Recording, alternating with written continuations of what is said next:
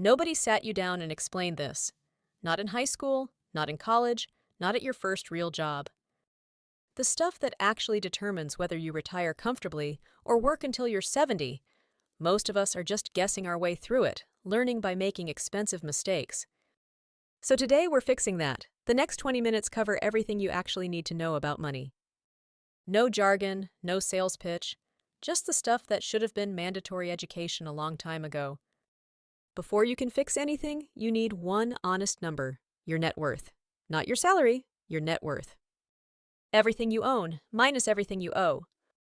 Start with your assets, your savings, your investments, anything valuable you could actually sell if you had to. Add it all up.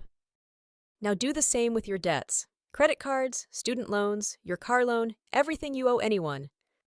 Subtract the second number from the first. That's where you actually stand today, not where you feel like you stand. Let's make that real. Say you've got $8,000 in savings, $12,000 invested, and a car worth $10,000, $30,000 in assets. Against that, $20,000 in student loans and $4,000 on a credit card, $24,000 in debt. Subtract it out, and your net worth is $6,000.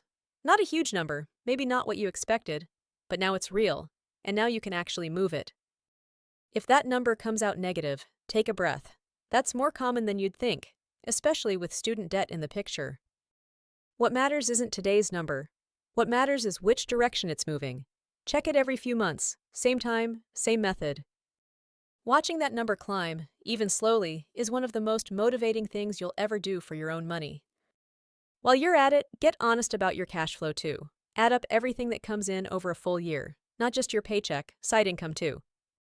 Then add up everything that goes out over that same year, including the stuff that's easy to forget. Annual subscriptions, insurance premiums, birthday gifts, car repairs. A monthly view hides these. A yearly view exposes them. Subtract expenses from income, and that gap, your surplus, is the actual engine of your financial life. Your income buys your lifestyle. That surplus is what buys your freedom. Here's the mindset shift that changes everything.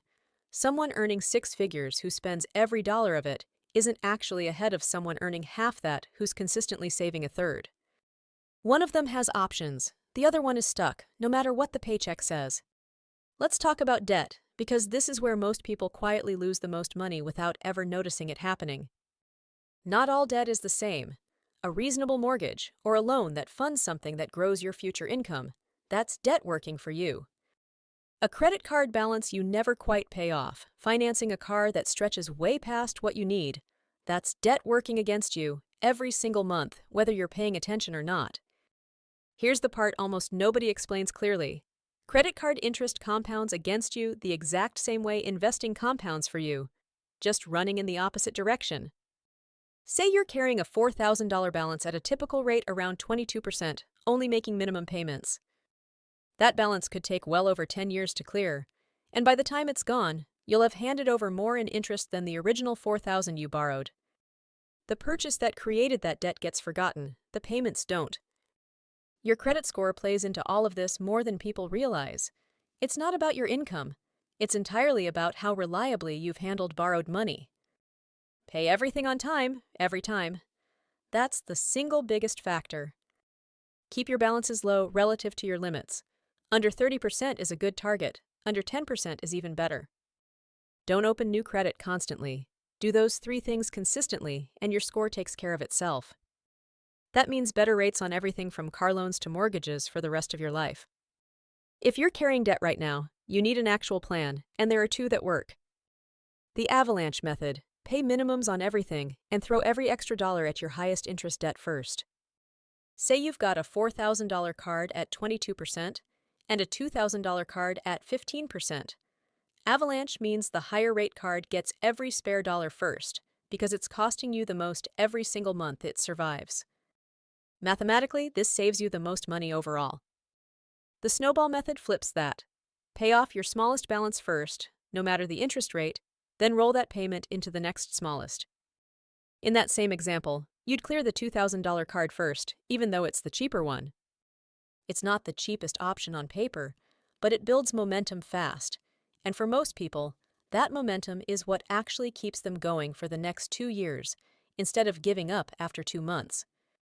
The best method isn't the perfect one, it's the one you'll stick with. Budgeting doesn't have to mean tracking every coffee you buy for the rest of your life. Here's a framework simple enough to actually use. 50% of your income toward needs: rent, groceries, utilities, transportation. 30% toward wants: the stuff that makes life good, dining out, hobbies, trips. 20% toward your future: savings and investing, no exceptions. Picture it on real numbers.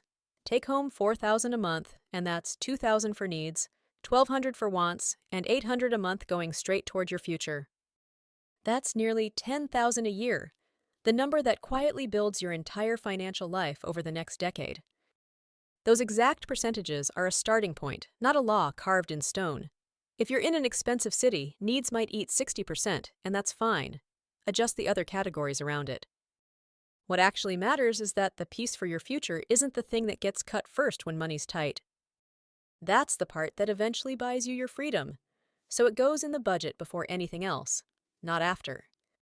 The easiest way to make this stick is automation.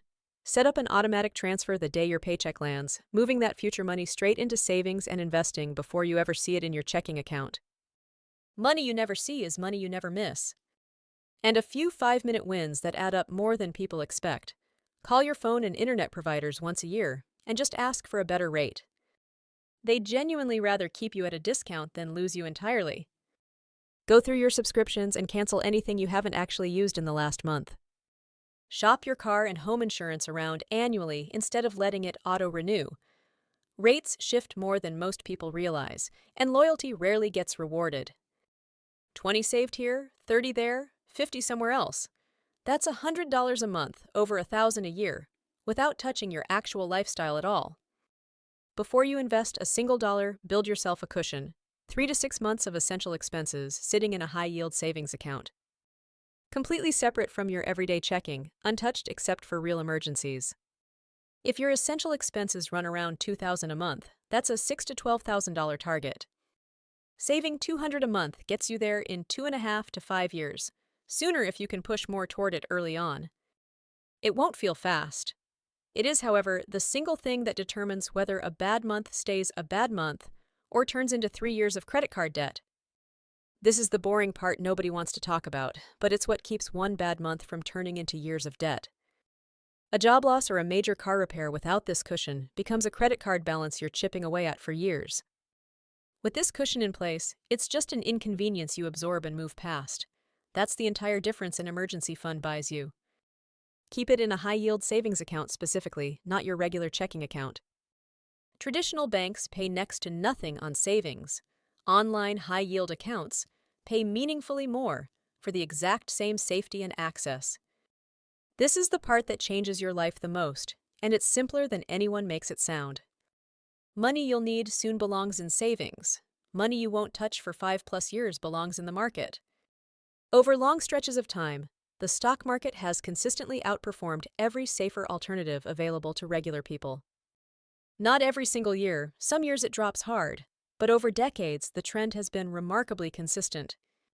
You don't need to pick individual stocks. You don't need to time the market or predict anything. The simplest, most reliable approach for almost everyone is an index fund, a single investment that owns a small slice of hundreds of companies at once. So you're never betting on any one of them.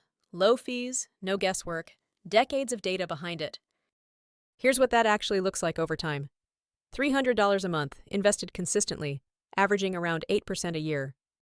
After 20 years, that's roughly $170,000.